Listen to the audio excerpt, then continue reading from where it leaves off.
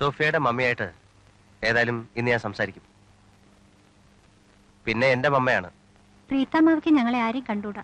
Hey, അങ്ങനൊന്നുമില്ല. അതൊരു general മൂഡെന്നല്ലാതെ സോഫിയോട് പ്രത്യേകിച്ച് മമ്മയ്ക്ക് വിരോധമൊന്നുമില്ല. എന്തോ എന്തെങ്കിലും വിരോധം ഉണ്ടെങ്കിൽ തന്നെ അത് ഞാൻ പറഞ്ഞു മാറ്റിയെടുത്തോളാം.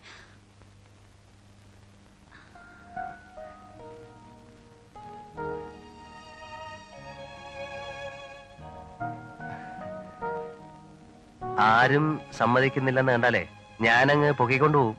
പൊക്കിക്കൊണ്ടു പോവോ? ആ, എങ്ങനെ? ഒരു പാതിരേക്ക് മുറ്റത്ത് ബൈക്ക് കൊണ്ട് നിർത്തി ഹോൺ അടിക്കും. ഇറങ്ങി വരണം. ആദ്യത്തെ ഹോൺ ഇറങ്ങി വന്നോണം. വന്നില്ലേ ഒരു ഹോൺ അടിക്കും. അതിനും വന്നില്ലേ? അതിനും വന്നില്ലേ നേരെ വന്ന് വാതിൽ ചവിട്ടി പൊളിച്ചങ്ങ് കയറും. എന്നിട്ട് പൊക്കി എടുത്ത് ബൈക്കെ വെച്ചങ്ങ് വിടും. അത്ര തന്നെ. അങ്ങനെയാണെങ്കിൽ കൊണ്ടുവരേണ്ടത് ബൈക്കല്ല, ആ ടാങ്കർ ലോറിയാ. അതിൽ നമ്മൾ രണ്ടുപേരും കൂടെ പോണതായിട്ട് എപ്പോഴും ഞാൻ സ്വപ്നം കാണും.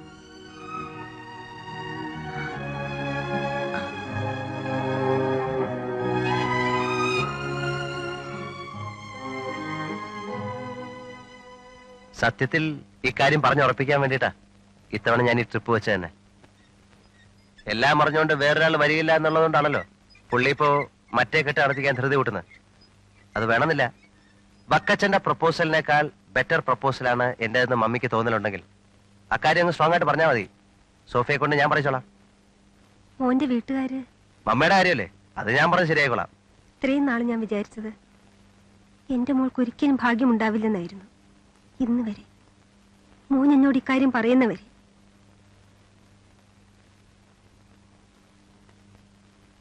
അവരേതോ ഹോസ്പിറ്റലിൽ വർക്ക് ചെയ്യുന്നു, അങ്ങേര് റെയിൽവേ ജോലി ചെയ്യുന്നു. ഇത്ര നമ്മൾ നോക്കിയാൽ മതി. അയാള് വെള്ളമായിരിക്കും, അതിന് നമുക്കെന്താ? അതിനൊന്നുമില്ലേ?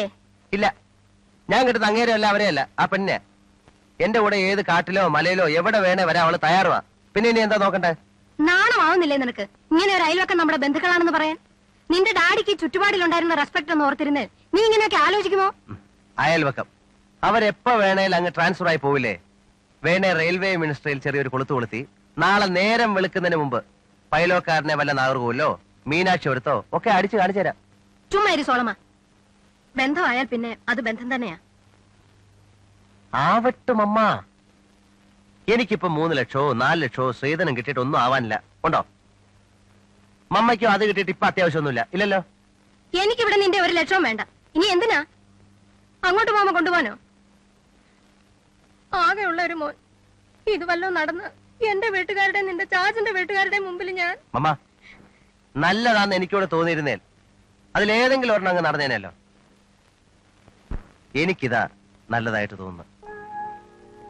സത്യമായിട്ടും മമ്മ ഇത് നടത്തി ചേരണം. ഇത് നടന്നില്ലേ മമ്മയ്ക്ക് മോന്റെ വേറൊരു മാരേജ് കാണാൻ പറ്റൂല. ഉറപ്പായിട്ടും? ഉറപ്പായിട്ടും. ഞാൻ പപ്പയ്ക്ക് വാക്ക് കൊടുത്തു പോയതാ.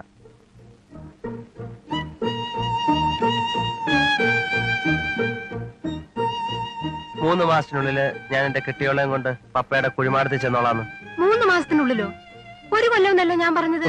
അതും അമ്മ പറഞ്ഞത്. പക്ഷെ പപ്പ അത് സമ്മതിച്ചില്ല. 3 മാസത്തിനുള്ളിൽ കൊണ്ടുവന്നോണെന്ന് പറഞ്ഞു. ഞാനങ്ങ് സമ്മതിക്കുകയും ചെയ്തു. ഈ കുട്ടിയെ മനസ്സിൽ കണ്ടോണ്ടാ ഞാൻ അങ്ങനെ വാക്ക് കൊടുത്തത്. മമ്മ ഈ ബന്ധത്തിന് സമ്മതിച്ചില്ലേ, ആ ഫാമിലി ഇവിടുന്ന് ട്രാൻസ്ഫർ ആയി പോകുന്നത് വരെ ഞാൻ ഇനി ഇങ്ങോട്ട് വരികയില്ല.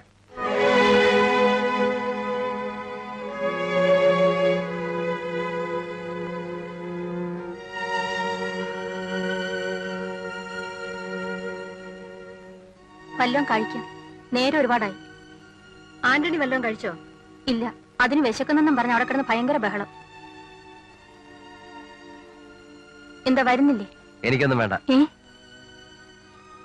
വേണ്ടാത്തവരൊന്നും കഴിക്കണ്ടെന്ന് പറഞ്ഞേരടി.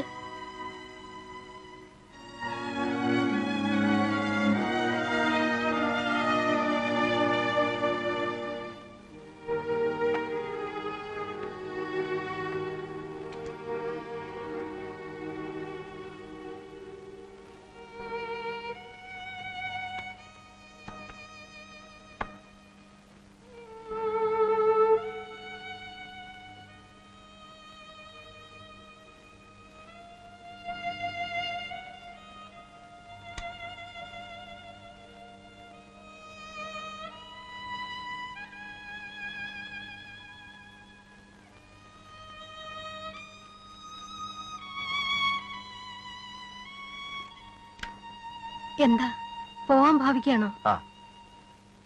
പോയാ പിന്നെ നീ പറഞ്ഞ പോലെ? അതെ. അങ്ങനാണേ പോവണ്ട. നിന്റെ ഇഷ്ടം എങ്ങനോ അങ്ങനെ തന്നെ നടക്കട്ടെ.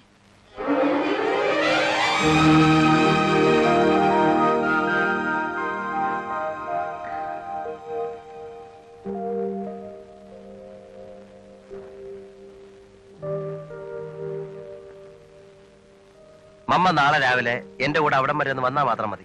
നീ തന്നെ അങ്ങ് പോയാ മതി. വേണേതാ ശിഷ്യനെയും കൂട്ടിക്കോ. ശിഷ്യന് ഇപ്പൊ തന്നെ നല്ലൊരു കമ്മീഷൻ കിട്ടാനുണ്ട്.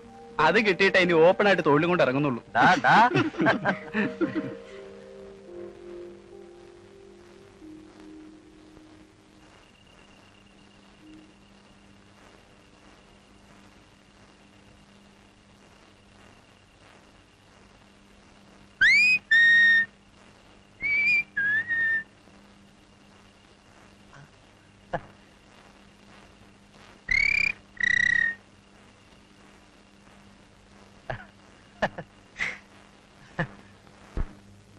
മിസ്റ്റർ പോൾ ഇപ്പൊ ഡ്യൂട്ടിക്ക് പോയാ വൈകുന്നേരമാവും തിരിച്ചെത്താൻ.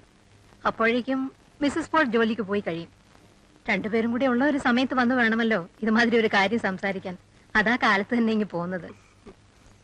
ഇവൻ ഒരേ നിർബന്ധം, ഉടനെ തന്നെ നടത്തണമെന്നും പറഞ്ഞ്. അയ്യോ, അതിനെന്താ, അവൾക്കും അതാ ഇഷ്ടമെങ്കിൽ പിന്നെ നമ്മളായിട്ട് ഇനി നീട്ടേണ്ട കാര്യമില്ലല്ലോ. അല്ല, അങ്ങനെ പറഞ്ഞു കഴിഞ്ഞാല് വിരോധമൊന്നും ഉണ്ടായിട്ടില്ല. അവക്ക് നല്ലൊരു അലയൻസ് വരുന്ന മറ്റാരെക്കാളും സന്തോഷിക്കേണ്ടത് ഞങ്ങൾ തന്നെയാ. പക്ഷേ വേറൊരു പാർട്ടിയായിട്ട് ഞാൻ വാക്കുറപ്പിച്ചു പോയി. ആ ചെറുക്കന്റെ വീട്ടുകാർ ഈ ഞായറാഴ്ച വരിക. ഞായറാഴ്ച എന്ന് പറഞ്ഞാൽ മറ്റന്നാള്. അത് അവരങ്ങ് ആറന്മുളന്ന് വരുന്നവരാ. ഞാൻ പറഞ്ഞിട്ടാ വരുന്നതും. തുകയെപ്പറ്റി വരെ ഞങ്ങൾ നമ്മൾ ധാരണയിൽ എത്തിയിട്ടാ അവരുടെ വരവ്. ഇതിലിപ്പോ തുകയുടെ പ്രശ്നമൊന്നും വരുന്നില്ല. ഇല്ലായിരിക്കാം, പക്ഷെ അതിനെപ്പറ്റിയൊക്കെ നമ്മൾ തമ്മിൽ ഡിസ്കസ് ചെയ്യേണ്ട കാര്യം പോലും വരുന്നില്ലല്ലോ. വേറൊരു അലയൻസ് ഉറച്ച സ്ഥിതിക്ക് കുറച്ചൊന്നും പറയാറായിട്ടില്ല. അവൾക്ക് ആ ബന്ധം ഇഷ്ടമല്ല. അവൾ അതിനോട്ട് സമ്മതിക്കുകയില്ല. അവൾക്ക് ഇത് മതിയെന്ന് പറഞ്ഞു കഴിഞ്ഞു. എനിക്കും ഇതാ തൃപ്തി. ഇന്നത്തെ കാലത്ത് കുട്ടികളുടെ താല്പര്യമാണ് മിസ്റ്റർ പോൾ ഏറ്റവും കാര്യമായി നോക്കേണ്ടത്. അവർക്ക് ഏതാ ഇഷ്ടമെന്ന് നോക്കി നമ്മൾ അത് നടത്തി കൊടുക്കുക. ബാക്കിയെല്ലാം പിന്നെ അവരുടെ വിധി. ആ, എനിക്ക് പോകാൻ സമയമായി. അല്ല, അപ്പോ ഇതേപ്പറ്റി ഒരു തീരുമാനം പറയാതെ? തീരുമാനം നേര് പറഞ്ഞാല് ഈ കാര്യത്തിൽ ഞാനോ ഇവിടെ ഒരു തീരുമാനം എടുത്തെന്നും പറഞ്ഞ് അതൊരു ഫൈനൽ തീരുമാനം ആകുന്നില്ല. പെണ്ണിന്റെ അപ്പന്റെ തീരുമാനം കൊണ്ട് അറിഞ്ഞിട്ട് ചെയ്യുന്നല്ലേ മര്യാദ. അല്ല, നിങ്ങൾക്കൊന്നും അറിഞ്ഞുകൂടാ. അറിയാനോ പറയാനോ കൊള്ളുന്ന കാര്യങ്ങളും അല്ലിത്. ഒരു ബന്ധം ഉണ്ടാകുകയാണെങ്കിൽ അങ്ങോട്ടും ഇങ്ങോട്ടും എല്ലാ കാര്യങ്ങളും അറിഞ്ഞുകൊണ്ടുണ്ടാവുന്നല്ലേ നല്ലത്. നാളെ ഒരിക്കൽ നിങ്ങൾ കേട്ടറിഞ്ഞു വന്ന് ചോദിച്ചാ ഞാനേ ഉണ്ടാവുള്ളൂ മറുപടി പറയാൻ. അതുകൊണ്ടാ പറയുന്നേ, ആ പെണ്ണിന്റെ അപ്പം കൊച്ചിയിലോ കോവണ്ണത്തോ എങ്ങാണ്ട് ഉണ്ടെന്നാ ഇവിടെ പറയുന്നേ. അങ്ങനെ ഒരുത്തനുണ്ടെങ്കില് അങ്ങനെ അറിയാതെ അറിയിക്കാതെ ഒക്കെ ചെയ്താൽ മതി. അങ്ങനെ അങ്ങ് ചെയ്താൽ മതി.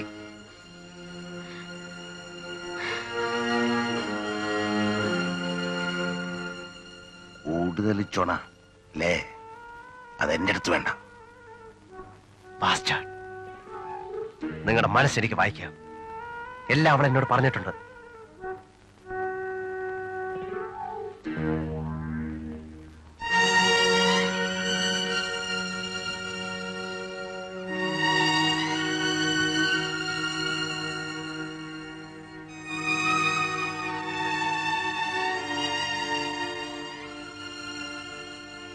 സാരമില്ല, എന്നാലും അറിയേണ്ടതല്ലേ. നേരത്തെ അറിയുന്നത് ഒരു കണക്ക് നല്ലതാ.